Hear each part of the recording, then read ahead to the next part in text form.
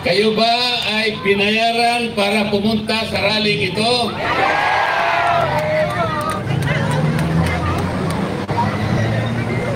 Maraming salamat po sa inyong lahat. Dahil sa inyo, masasabi ko sa gabi ito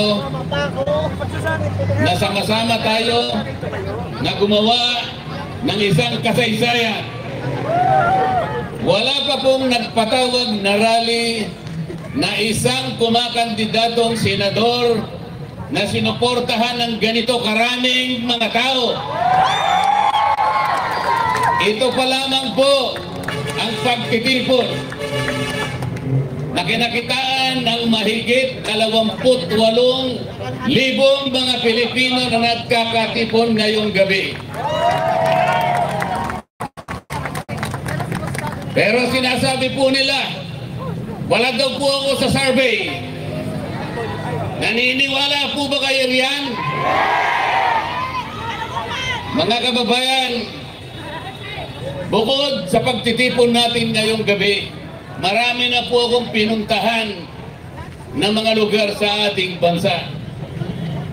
Kahit sa Mindanao, sa Davao, sa Agusan, sa Caraga Region, sa Visayas, sa Cebu, sa Iloilo, Negros, dito naman sa Luzon, Batangas, Laguna, Quezon, Rizal, Cavite. Napakainit po ng pagtanggap ng ating mga kababayan. Sa gabing ito, marami rin pong galing sa iba't ibang lugar. Hindi ko po alam kung paano ko kayo pasasalamatan. Ang tanging nalalaman ko lamang po, kayo'y nakikiayon upang gumawa tayo ng isang bagay para sa ating bansa. Napakahirap po ng kalagayan ng ating bansa ngayon. Ang presyo po ng pangunahing bilihin, halos hindi na po kayang abutin ng marami nating kababayan. Lalong-lalo na po yung presyo ng pagkain. Ang buong akala ko po, nung gumawa yung kongreso ng Quadcom, ang buong akala ko po, ay gagawin namin ang dapat namin gawin. Halimbawa, dahil sa problema at hamon sa ating bansa, akala ko ang uunahin namin kung paano natin ibababa ang presyo ng bilihin sa ating bansa. Sapagkat ito ang pangunahin na problema ng ating mga kababayan. Pero hindi po ganun ang nangyari. Gumawa sila ng isang napakalaking komite, kung tawagin nila Quadcom. 4 na hiwa-hiwalay na komite na ginawa nilang isa para palakasin, para maging influential. Ang buong akala ko ay haharapin namin ang napakaraming hamon na kinakaharap ng ating bansa. Ang nangyari, hindi po ganun. Alam na po ninyo kung anong nangyari. Ang ginawa po nila ay pamumulitika sa ating bansa. Inuusig nila yung dating Pangulo ng ating Republika. Ang sabi ko po sa kanila, hindi po tayo ang dapat gumawa nito.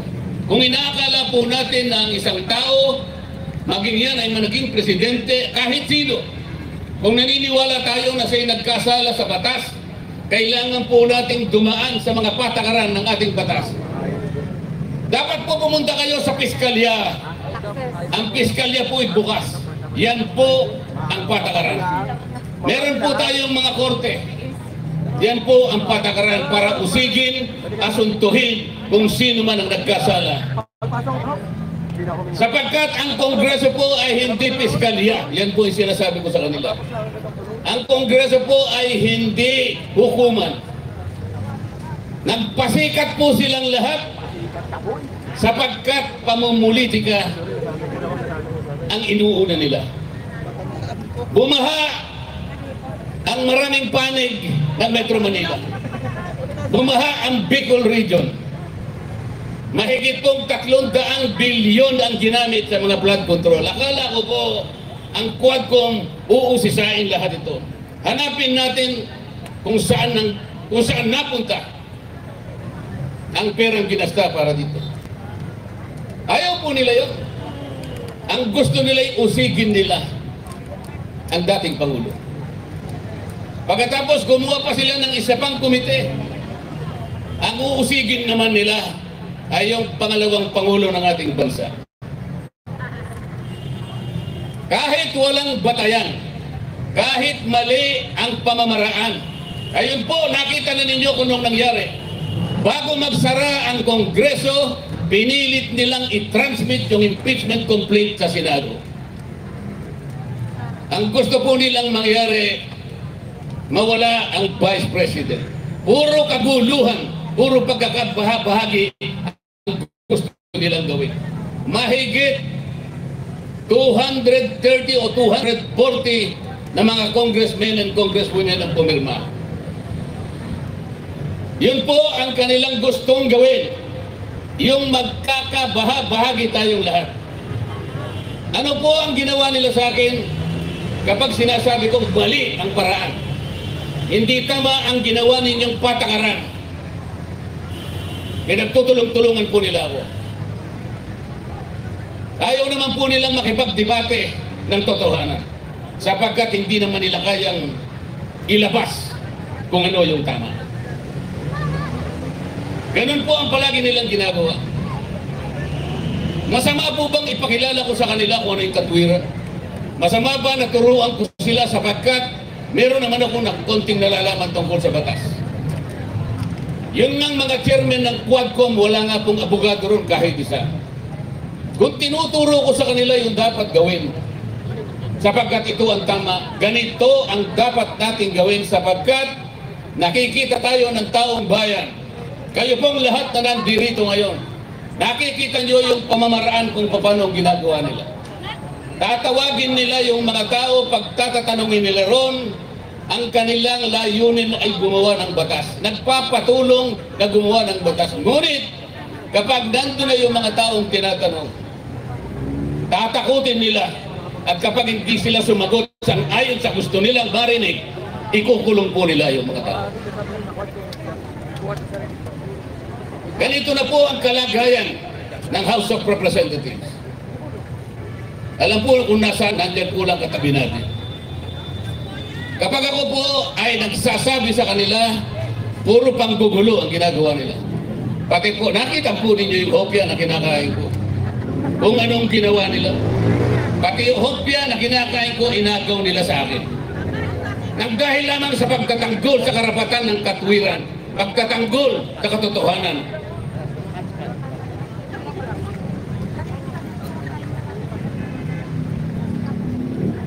Saan po tayo pupunta? Saan po pupunta ang ating bansa?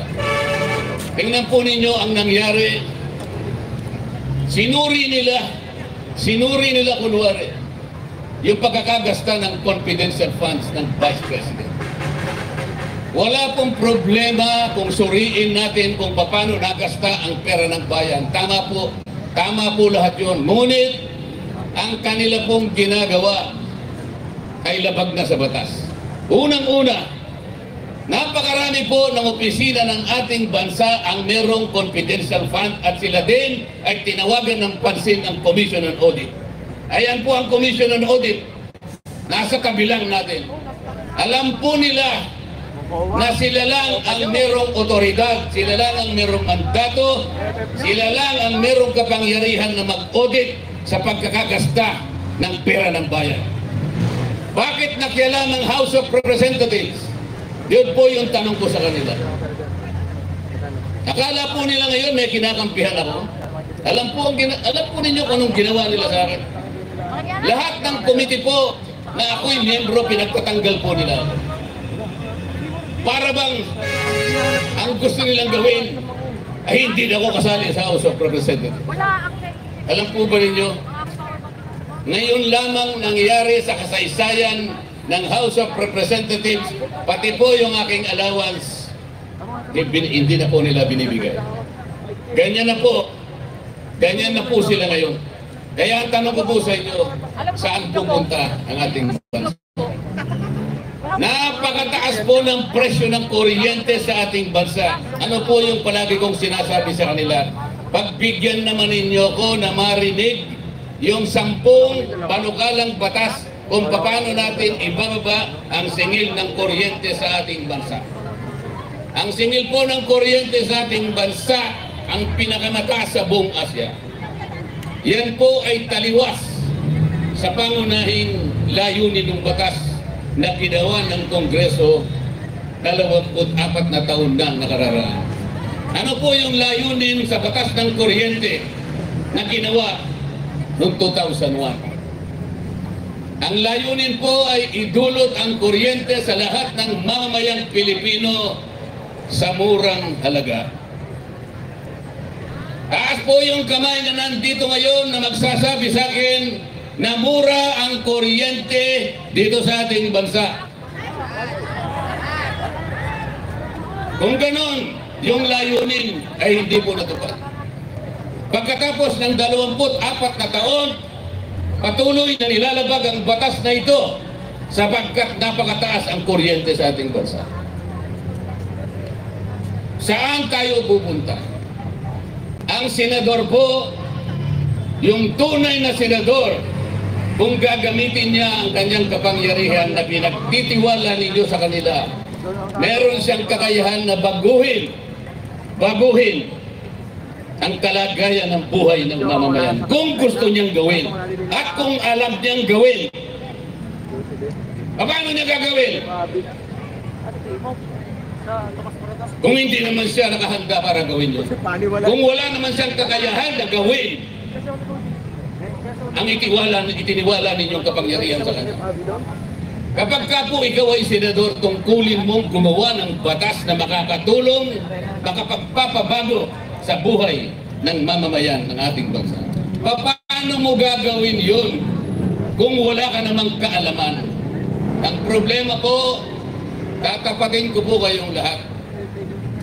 Ang problema po, sa napakahabang panahon ng eleksyon dito sa ating bansa, basta sikat lang siya, yun na iboboto natin. Basta sikat lang. Basta nakakagawa ng pelikula.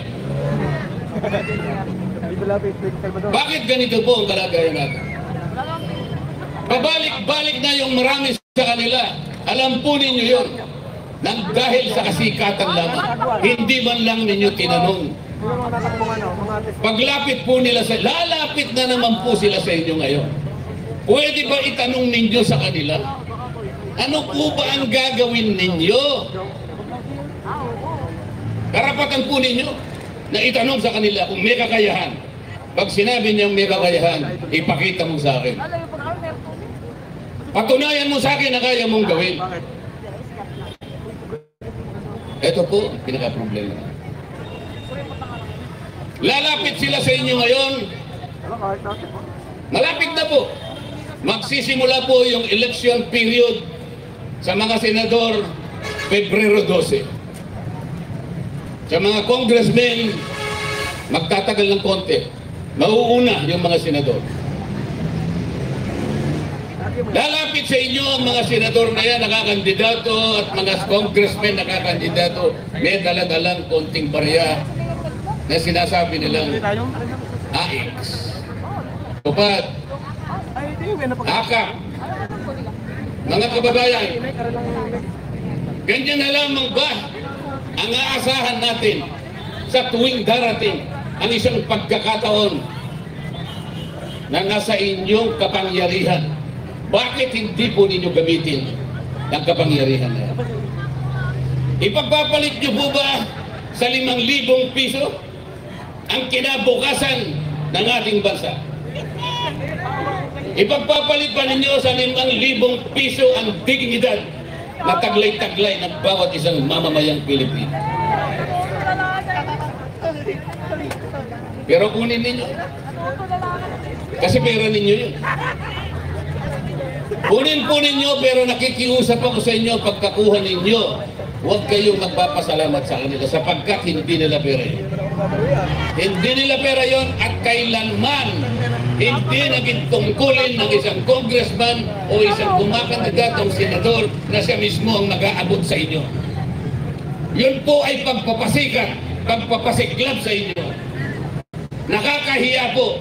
Kailangan malaman ninyo na kayo po'y iniinsulto nila kapag lumalapit sila sa inyo at ibinibigay yung halaga na kung tawagin na itakap. Iniinsulto po nila kayong lahat. Hindi po namin tungkulin yun. Kailangan malaman po ninyo. Hindi ganon ang tungkulin ng isang senador o isang congressman o congresswoman. Ang tungkulin po namin pare-pareho, kailangan buhayin natin, pasiglahin ang ekonomiya, ang kabuhayan ng ating bansa upang sa ganon magkaroon ng trabaho, dagdag na kita ang mamamayan.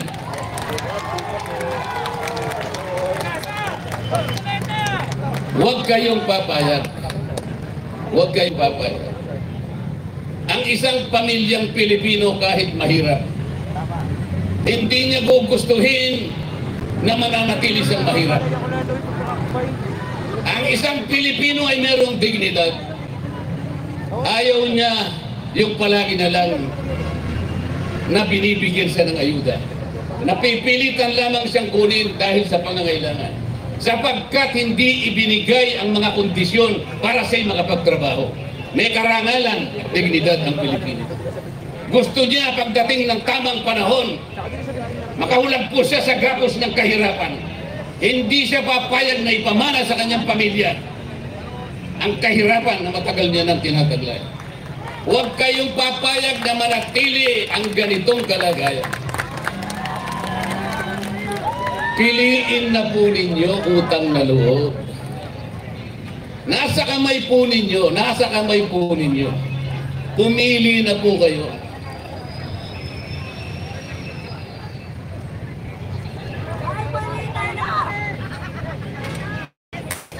Kasi po pag hindi kayo pumili, wala po kayong karapatan na umasa na may pagbabagong mangyayari pa sa ating bansa. Tulungan ninyo kung gumawa ng isang kasaysayan. Iguhit natin ang isang kasaysayan. Pangangako sa gabing ito, kung kinakailangan ay panumpain natin. Simula sa araw na ito, gumawa tayo ng magandang bagay hindi lang para sa sarili natin, kung hindi sa ating bansa, sa ating mga anak, at sa anak ng ating mga anak. Huwag na kayong pumayag na yan na naman. Sila na naman. Ilang beses na ba silang nakabalik? Bakit ganito pa rin ang kalagayan natin? Napakarami pong magagandang batas na ginawa natin. Wala pong nagbabantay. Walang nagbabantay. Ito pong batas ng kuryente, yung binabanggit ko sa inyo. Totoo po yung layunin. Kailangan murang halaga. Bakit ngayon po'y pagkataas-taas? Wala po kasing nagbabantay. Ang totoo po, kung talagang gagawin lang nila ang mabuti. Invest na akap, invest na AIX, invest na tupad. Bababain natin ang presyo ng kuryente, gawin natin halimbawa. Tanggalin natin ang 12% VAT sa kuryente. Pagkatapos, yung dating buwis na nakukuha dyan, ang gawin na lang natin ay yung mga kababayan natin na nagbabayad ng kuryente sa isang buwan, 2,000 pababa. Kinakailangan ilibre na yun. Yun ang tunay na akap. Kesa magbayad ka ng buwis, kukurakutin lang. Eh bago nila kurakutin, ibigay na lang natin na libre from 2,000 pababa. Ibigay sa mga taong ganun ang consumption sa kuryente. Ang mabebenepisyo po nun pag ginawa natin, magagawa naman eh. Pag nagawa natin yung 4.5 million Filipinos na mahihirap ang mabebenepisyo. Katumbas ng 28 million Filipinos. Hindi yung pupunta sa inyong akap. Ano ba yung akap? Ayuda sa mga kapus ang kita. Paano po ninyo nalaman na sila lang ang kapos sa kita? Pumunta sa komunidad, umili lang ng mangilan-ngilan at binigyan ng akap. Lahat naman tayo kapos sa kita. Kahit ako. Bakit? Sa kagustuhan ko lang lahat ng tao sana na naghihirap, bibigyan ko lahat, ngunit hindi ko kaya. Sa makatwid, kahit ako kapos sa kita. Pupunta sa isang komunidad, pipili lang ng iba, ng konti. Paano yung iba na hindi nabigyan? Tama bang patakaran ito? Pagkatapos pupunta sila sa inyo, ipakikilala na din sa inyo na tinulungan kayo. Na para bang gusto nilang ipakilala sa inyo na galing sa bulsa nila yung perang ibinigay sa inyo. Huwag kayong palilinlag sa kanila. Ni huwag ninyong titingnan. Mga salbahe yan mga yan. Bakit ko sinasabing salbahe? Iniinsulto nila kayo. Huwag kayong paiinsulto sa kanila. Ako ayokong manginsulto kahit kailan. Kaya nilalabanan ko sila. Kaya tingnan yung ginawa nila sa akin. Mahigit na 300 na congressmen, ako na lang ang nagsasalita kung ano yung bali sa amin. Lahat sila ay pare-parehong may practice. Ngayon, pumirma silang lahat sa impeachment. Akala ba ninyo ay walang premyo yun? Napakalaki ng premyo nun.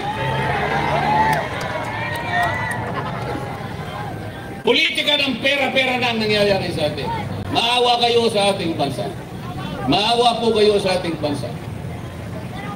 Iguhit natin ang isang kasaysayan sa gabing ito. Unang-una, naging kasaysayan na sapagkat ito lamang ang pagtitipon na nakalikom ng ganito karaming mga mamamayan. Wala pong nagbayad sa inyo, nagsakripisyo pa kayo, ang iba po'y namasahe pa, ang iba'y galing pa sa Visayas, ang galing pa sa Mindanao, iba. Wala po kaming maibibigay na pera sa inyo, ngunit ipinakita ninyo ang kahalagahan ng pagtitipon na ito.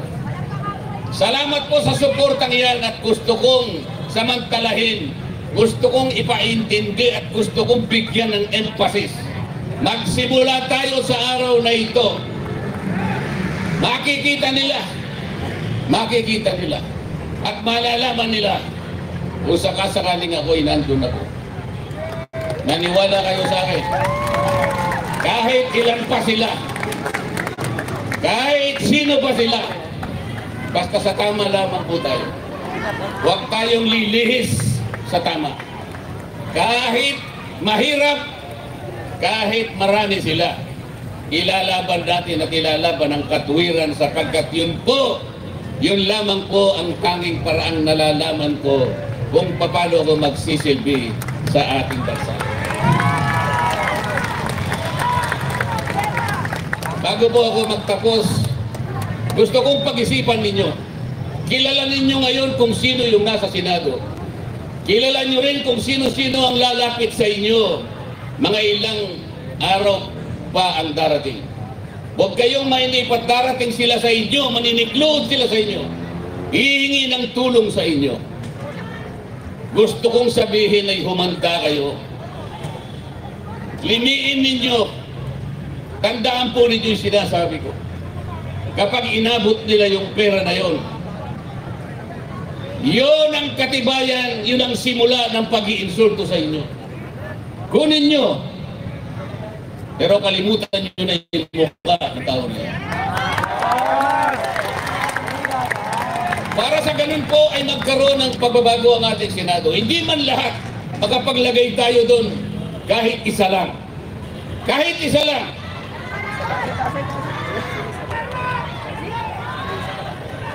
Kailangan po yung bumoto ng 12. Magpapagod pa kayo. Isa lang ang kailangan nyo.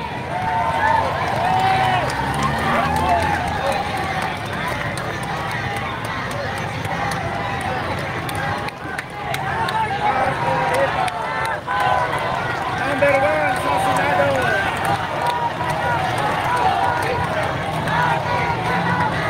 Iba-iba po ang katauhan ng ating Senado ngayon. Merong ganito, may ganyan, may ganun at may ganun. Kumbaga sa niluto, mga kababayan, hindi po ninyo alam kung anong klaseng luto ang Senado ngayon. Kung magluluto po kayo ng putahe, magluluto kayo ng paksiw, alam po ninyo kung anong sangkap na gagamitin ninyo. Alam po ninyo kung anong sahog ang gagamitin ninyo para makapagluto kayo ng paksiw. Unang sinigang kaya, kahit anong luto, alam ninyo, kabisado nyo. Adobo, alam ninyo kung anong kakailangan ninyo. O kung titignan mo ang Senado ngayon dahil iba-ibang sangkap, iba-ibang sahog silot. Anong klaseng luto ang Senado ngayon?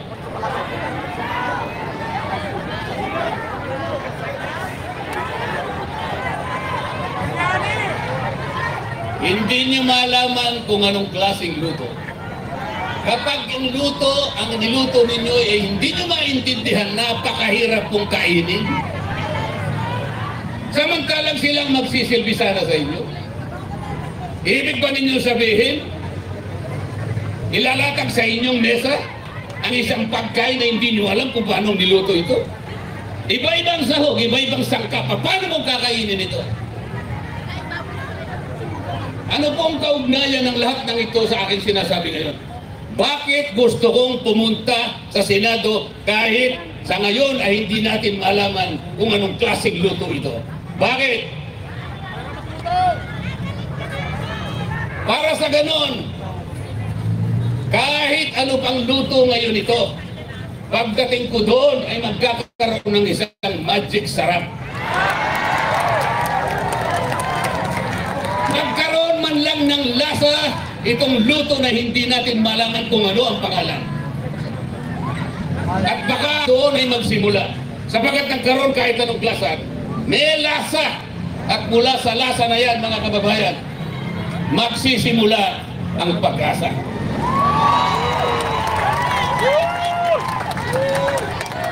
Mga kababayan, huwag nating kalimutan ang gabing ito. Kagaya ng sinabi ko sa inyo kanina, gagawa tayo ng isang kasaysayan.